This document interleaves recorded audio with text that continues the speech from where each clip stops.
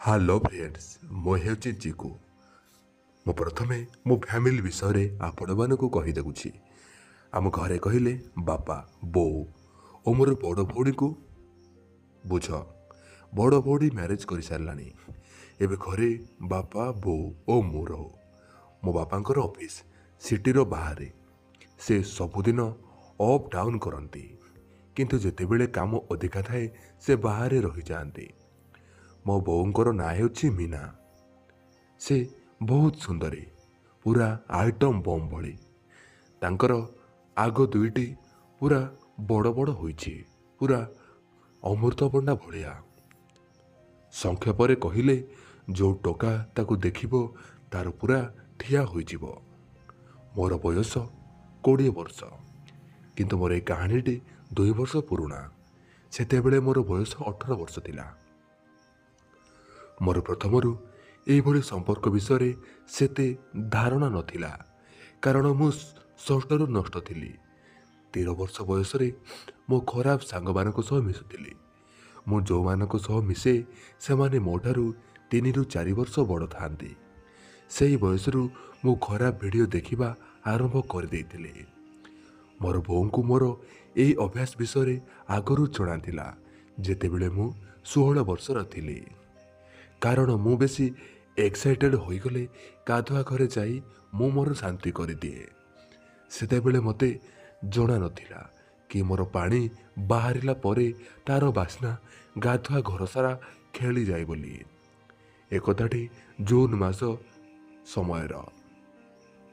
ମୁଁ ଗାଧୁଆ ଘରେ ହଲେଇ ଦେଇକି ଆସି, କିନ୍ତୁ ପରେ ପରେ ମୋ ମନ ଆହୁରି ଏଭଳି କରିବାରେ ଆହୁରି ବାଧା ଦିଏ, ମାନେ ଆହୁରି କରିବାକୁ ପ୍ରବଳ ଇଚ୍ଛା ହୁଏ।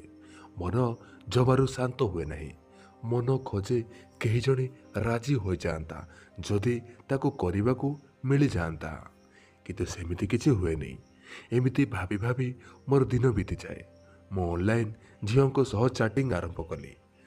ମୋ ମନ ଲାଖି ଝିଅ ମୋତେ ଅନଲାଇନ୍ ସାଇଟ୍ରେ ମିଳିଯାଆନ୍ତି ଚାଟ୍ କରିବା ପାଇଁ। କିନ୍ତୁ ସେମାନେ ବାହାର ରାଜ୍ୟର ହୋଇଥିବାରୁ ତାଙ୍କ ସହ ମୁଁ କିଛି କରିପାରେନି, ଯେଉଁଥିପାଇଁ ମୋର ମନ ଦୁଃଖ ହୋଇଯାଏ। ନଭେମ୍ବର ମାସ ଆଡ଼କୁ ମୋର ଭୋକ ଆହୁରି ବଢ଼ିଯାଏ। ଠିକ୍ ସମୟରେ ଭାଗ୍ୟ ମୋର ସାଥ ଦେଲା। ବାପାଙ୍କର କାମ ପ୍ରେସର ପଡ଼ିବାରୁ ତାଙ୍କୁ ପୁରା 15 ଦିନ ବାହାରେ ରହିବାକୁ ପଡ଼ିଲା। ଯେତେବେଳେ ବି ବାବା ବାହାରେ ରୁହନ୍ତି, ବୋଉ ମୋତେ ତା ସହ ସପିଂ କରିବାକୁ ନେଇକି ଯାଏ। ଆଉ ସେଦିନ ବି ବୋଉ ମୋତେ ତା ସହ ସପିଂ ଯିବା ପାଇଁ କହିଲା। ବୋଉ ମୋ ବାଇକ୍ ପଛକଡ଼େ ବସିଲା। ବୋଉ ସେଦିନ ଗୋଟେ ହ୍ୱାଇଟ୍ ଆଣ୍ଡ ରେଡ୍ ମିଶା କଲର୍ର କପଡ଼ା ପିନ୍ଧିଥିଲା। ସେଥିରେ ସେ ପୁରା କାମ ଦେବି ପରି ଲାଗୁଥିଲା। ଯେତେବେଳେ ଟ୍ରାଫିକ୍ରେ ମୁଁ ଜୋରରେ ବ୍ରେକ୍ ଲଗେଇଲି, ବୋଉର ମୋ ପିଠିରେ ପୁରା ଜୋରରେ ଦାବି ହୋଇଗଲା। ଆଉ ମୋତେ ବହୁତ ଭଲ ଲାଗିଲା। ମୋର ପୁଣି ଥରେ ଏମିତି ମଜା ନେବା ପାଇଁ ମନ ହେଲା। ମୁଁ ଜାଣି ଜାଣି ପୁଣି ଥରେ ବ୍ରେକ୍ ମାରିଲି, ଆଉ ବୋଉ ମୋ ପିଠିରେ ପୁରା ବାଡ଼େଇ ହେଲା, ଯାହାଦ୍ୱାରା କି ମୋତେ ଏକ ଅଲଗା ପ୍ରକାରର ଆନନ୍ଦ ମିଳିଲା। ସେଦିନ ପ୍ରଥମ ଥର ବୋଉ ପ୍ରତି ମୋ ମନରେ ଖରାପ ଭାବନା ସୃଷ୍ଟି ହୋଇଥିଲା। ବୋଉର ସୁନ୍ଦର ଚେହେରା ମୋର ବାରମ୍ବାର ମନେ ପଡ଼ିଯାଉଥାଏ। ତେଣୁ ମୁଁ ବୋଉକୁ କେମିତି ପଟେଇ ତା ସହିତ ସବୁ କରିବି, ଏ କଥାରେ ମୁଁ ନିଜକୁ ବ୍ୟସ୍ତ ରଖିଲି। ବୋଉ ସହ ଏଭଳି କରିବାର ମୁଁ ଯୋଜନା କଲି। ମୋ ବୋଉଙ୍କୁ ବାରମ୍ବାର ମୋ ପ୍ରତି ଆକୃଷ୍ଟ କରିବା ପାଇଁ ଚେଷ୍ଟା କଲି, କିନ୍ତୁ ସବୁ ଯୋଜନା ମୋର ବିଫଳ ହେଉଥିଲା।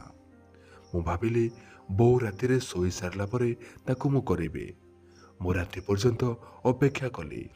ରାତିରେ ଖାଇସାରିବା ପରେ ମୁଁ ସ୍ଥିର କରିନେଲି, ଆଜି ଯାହା ବି ହେଉ ମୁଁ ବୋଉ ସହ ସମ୍ପର୍କ ରଖିବି। ମୁଁ ଯାଇ ବୋଉର ଖଟରେ ଶୋଇପଡ଼ିଲି। ବୋଉ ବି ଆସିକି ଶୋଇଗଲା। ଘରେ ଲାଇଟ୍ ଅଫ୍ ହେବା ପରେ ମୁଁ ଅପେକ୍ଷା କଲି। 1 ଘଣ୍ଟା ପରେ ଭାବିଲି କେମିତି ଆରମ୍ଭ କରିବି, କିନ୍ତୁ ଡର ବି ଲାଗୁଥାଏ ଯଦି ବୋଉ ବାବାଙ୍କୁ କହିଦେବ। ସେଥିପାଇଁ ମୁଁ ସେଦିନ ଡରରେ କିଛି ନ କରି ଶୋଇପଡ଼ିଲି। ଏମିତି ଆହୁରି 2 ରାତି ବିତିଗଲା, ହେଲେ ମୁଁ କିଛି କରିପାରିଲିନି। ତୃତୀୟ ରାତିକୁ ମୁଁ ଗୋଟେ ହୁଇସ୍କି ଆଣି ଲୁଚେଇକି ରଖିଲି। ଖାଇସାରିବା ପରେ 3ଟା ପେଗ୍ ମାରି ସବୁ ପିଇଦେଲି, ଆଉ ଖଟରେ ଶୋଇପଡ଼ିଲି। 15 ମିନିଟ୍ ପରେ ବୋଉ ଆସିଲା, ଲାଇଟ୍ ଅଫ୍ କରି ଶୋଇପଡ଼ିଲା। 30 ମିନିଟ୍ ପରେ ମୋତେ ପୁରା ନିଶା ହୋଇଯାଇଥାଏ।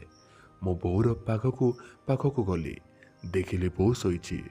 ମୋ ବୋଉର ପାଖରେ ଏତେ ଥିଲି ଯେ ନିଜକୁ ଆୟତ୍ତ କରିପାରିଲି ନାହିଁ। ତାପରେ ମୁଁ ତା ଉପରେ ହାତ ରଖିଲି, ବୋଉ ଜାଣିପାରିଲାନି। ପରେ ମୁଁ ତା ପେଟ ଉପରେ ମୋର ହାତକୁ ବୁଲେଇ ବୋଉକୁ କିଛି ଜଣାପଡ଼ୁନଥିଲା। ଧୀରେ କରି ମୁଁ ତାର କପଡ଼ାକୁ ଉପରକୁ ଟେକିଲି ଆଉ ତାର ଭିତରେ ମୋର ହାତ ପୁରେଇବାକୁ ଚେଷ୍ଟା କଲି। ବୋଉ ହାତ ଯେମିତି ତା କପଡ଼ା ଭିତରକୁ ଯାଇଛି, ବୋଉ ଚୁଟି ମୋ ହାତରେ ବାଜିଲା। ମୋ ଦେହ ପୁରା ଶିରଶିର ହୋଇଉଠିଲା। ତା କପଡ଼ା ଭିତରେ ପୁରା ଗରମ ଗରମ ଲାଗୁଥିଲା, ସତେ ଯେମିତି 1000 ୱାଟ୍ର ହିଟର ଲାଗିଛି। ମୁଁ ଯେତେବେଳେ 2 ହାତ ପୁରେଇବାକୁ ଚେଷ୍ଟା କଲି, ବୋଉ ଏପଟ ସେପଟ ହେଲା। ସେଥିପାଇଁ ମୁଁ ଅଟକିଗଲି। ପୁଣି କିଛି ସମୟ ପରେ ମୁଁ ମୋର ଗୋଟେ ଆଙ୍ଗୁଳିକୁ ନେଇ ତା ଭିତରେ ପୁରେଇଲି। ସେ ଉଠି ପଡ଼ିଲା। ସେ ନିଜର ଏଭଳି ଅବସ୍ଥା ଦେଖି ଚମକି ପଡ଼ିଲା ଆଉ ମୋ ହାତକୁ ବାହାର କରି ତା ଲୁଗାକୁ ସଜାଡ଼ି ଖଟ ଉପରୁ ତଳେ ଆସିଥିଲା, ଠିଆ ହେଲା ଆଉ ମୋତେ କହିଲା, ଏ କ'ଣ କରୁଛୁ? ମୁଁ ନିଶାରେ ତାକୁ କହିଲି, ତୁ ମୋତେ ଆଜି ପାଗଳ କରିଦେଇଥିଲୁ। ମୁଁ କିଛି ନ କରି କିମ୍ବା ତୋତେ ନ ଡରି ଆଜି ମୁଁ ଏଭଳିଆ କରୁଛି। ସେ କହିଲା, ତୁ ନିଶାରେ କ'ଣ ଏମିତି ମୋତେ ଜାଣିପାରୁନୁ ମୁଁ କ'ଣ କରୁଥିଲି? ମୁଁ କହିଲି, ମୁଁ କ'ଣ କରୁଥିଲି? ସେ କହିଲା, ତୁ କ'ଣ କରୁଥିଲୁ? ମୁଁ କହିଲି, ମୁଁ ତୋ ଭିତରେ ଆଙ୍ଗୁଳି ପୁରଉଥିଲି। ସେ କଥା ଶୁଣି ତା ପାଦ ତଳୁ ମାଟି ଖସିଗଲା। ତାକୁ ଲାଗିଲା ଆଉ ମୋତେ ଗାଳି ଦେବାକୁ ଲାଗିଲା, କୁକୁର ପରିକା କ'ଣ ହେଉଛୁ? ରହ, ତୁ ରାକ୍ଷସ ହୋଇଗଲୁଣି। ନିଜ ବୋଉ ସହ ଏମିତି କରୁଛୁ, ତୋତେ ଲଜ୍ଜା ଲାଗୁନି? ତା କଥା ଶୁଣି ମୁଁ ଠିଆ ହୋଇଗଲି। ମୁଁ ମୋର ପୁରା କପଡ଼ାକୁ ଖୋଲିଲି। ସେ ମୋତେ ଆଶ୍ଚର୍ଯ୍ୟ ହୋଇକି ଦେଖୁଥିଲା। ମୁଁ ତାକୁ କହିଲି, ୟାକୁ ନେ। ସେ କହିଲା, ରହ, ମୁଁ ତୋ ବାପାଙ୍କୁ ଫୋନ୍ କରୁଛି। କହି ସେ ଫୋନ୍ ପାଖକୁ ଯାଉଥିଲା। ମୁଁ ତା ହାତ ଦୁଇଟା ଧରି ପକେଇଲି ଆଉ କହିଲି, ଆଜି ମୁଁ ତୋତେ କରିବି, ଆଉ ଫୋନ୍କୁ କାହିଁ ମଝିରେ ପୁରଉଛୁ? ସେ କହିଲା, ଏ କ'ଣ କରୁଛୁ? ଛାଡ଼ ମୋତେ। ମୁଁ ତାକୁ ଖଟ ଉପରେ ପକେଇଦେଲି। ତା ଉପରେ ଚଢ଼ି ହାତକୁ ଧରି ଗାଲକୁ ଗୋଟେ ଶକ୍ତ ଚାପୁଡ଼ା ମାରିଲି। ସେ କାନ୍ଦିବାକୁ ଲାଗିଲା ଆଉ ମୋତେ କହିଲା, ମୋତେ ଛାଡ଼ିଦେ, ମୁଁ ତୋର ବୋଉ, ଜନ୍ମ କଲା ମା ହେବି। ମୁଁ କହିଲି, କେମିତି ଛାଡ଼ିଦେବି? ତୋ ସହ କିଛି ନ କରି ତୋତେ ଟିକେ କରିବା ପାଇଁ ମୁଁ କେବେଠୁ ଅପେକ୍ଷା କରିଛି। ବୋଉ ଆଉ 2ଟା ଚଟକଣା ପକେଇଲା। ତାପରେ ମୁଁ ମଧ୍ୟ ତାକୁ ଆଉ 2ଟା ଚଟକଣା ପକେଇଲି। ତାର ବିରୋଧ କରିବାକୁ ଲାଗିଲା ଆଉ ମୁଁ ତାକୁ ଗେଲ କରିବା ଆରମ୍ଭ କଲି। ମୁଁ ତାକୁ ପୁରା ଅଧଘଣ୍ଟା ଗେଲ କଲି। ତାପରେ ମୁଁ ତାର ସବୁ ଖୋଲିବାକୁ ଚେଷ୍ଟା କଲି। ସେ ହାଲକା ବିରୋଧ କଲା। ମୁଁ ଆଉ ଗୋଟେ ଥାପଡ଼ ଦେବାରୁ ସେ ବିରୋଧ କଲାନି। ମୁଁ ତାର ହାତରେ ଧରିଲି। ପୁରା ବହୁତ ବଡ଼ ବଡ଼ 2ଟା, ପୁରା ଅମୃତଭଣ୍ଡା ଭଳିଆ 2ଟା ହୋଇଥାଏ। ଆଉ ଡେରି ନ କରି ମୁଁ ତାର ପାଟିରେ ପୁରେଇ ଖାଇବାକୁ ଲାଗିଲି। ଯାହାକୁ ମୁଁ ପିଲାଦିନେ ଖାଇଥିଲି, ଯେଉଁଠୁ ପିଲାଦିନେ ମୁଁ କ୍ଷୀର ପିଇଥିଲି। ଆଜି ଏତେ ଦିନ ପରେ କି ଟେଷ୍ଟ ଥିଲା। ପିଲାଦିନ କଥା ମୋର ମନେ ପଡ଼ିଯାଉଥିଲା। ମୁଁ ଜୋର ଜୋର ପାଟିରେ ପୁରେଇ ଖାଉଥିଲି। ବୋଉ ଟିକେ ଚିଲେଇ ଉଠୁଥିଲା। ମୁଁ ତାକୁ ଖରାପ ଭାଷାରେ ଗାଳି କରି, ଏବେ ମଜା ନେଉଛି ନାହିଁ। ସେ କିଛି କହୁନଥାଏ। ମୁଁ ତାର ଭିତରେ ହାତ ବୁଲେଇବାକୁ ଲାଗିଲି ତାର ଗୁପ୍ତାଙ୍ଗରେ ଓ ତାର ଲୁଗା କପଡ଼ାକୁ ଖୋଲି ପୁରା କପଡ଼ାହୀନ କରିଦେଲି। ପ୍ରଥମେ ମୁଁ ତାକୁ ପୁରା ନିରୀକ୍ଷେଇ ଦେଖିନେଲି। କି ସୁନ୍ଦର ରୂପ ମୋ ବୋଉର, ତୁଳନା କରି ହେବ ନାହିଁ କାହା ସହ। ତାପରେ ମୁଁ ମୋର 6 ଇଞ୍ଚିଆକୁ ନେଇ ତା ମୁହଁରେ ଦେଇ କହିଲି, ମୋର ମନ ଭାରି ହେଉଛି, ଟିକେ ଖାଇଦେ। ସେ ମନା କରୁଥିଲା, କିନ୍ତୁ ମୁଁ ତାର ବାଳ ଚୁଟିକୁ ଧରିଲି ଆଉ ଜବରଦସ୍ତି ତା ପାଟିରେ ମୋର ପୁରେଇ ଭିତର ବାହାର କରିବାକୁ ଲାଗିଲି। କିଛି ସମୟ କରିବା ପରେ ମୋର ନେଇ ତା ମୁହଁରୁ ବାହାର କରିଦେଲି ଆଉ ତାର ସେଇ ଗୁପ୍ତାଙ୍ଗରେ ମୋର ରଖି ଧକ୍କା ଦେବାରୁ ଅଧା ମୋର ତା ଭିତରେ ପଶିଗଲା। ସେ ଚିଲେଇବାକୁ ଲାଗିଲା। ମୁଁ ତାକୁ କହିଲି, ଏତେ ନାଟକ କାହିଁକି କରୁଛୁ? ସତେ ଯେମିତି ପ୍ରଥମ ଥର ପାଇଁ ନେଉଛୁ। ସେ କାନ୍ଦିବାକୁ ଲାଗିଲା। ପୁଣି ଆଉ ଏକ ଧକ୍କା ଦେବାରୁ ମୋର ପୁରା ତା ଭିତରେ ପଶିଗଲା ଆଉ ମୁଁ ଆଗପଛ କରିବା ଆରମ୍ଭ କଲି। ବୋଉ ମୁହଁରୁ ଖାଲି ଗରମ ଗରମ ଚିତ୍କାର ଶୁଭୁଥାଏ। 10 ମିନିଟ୍ କରିବା ପରେ ମୋର ସବୁ ତା ଭିତରେ ଛାଡ଼ିଲି।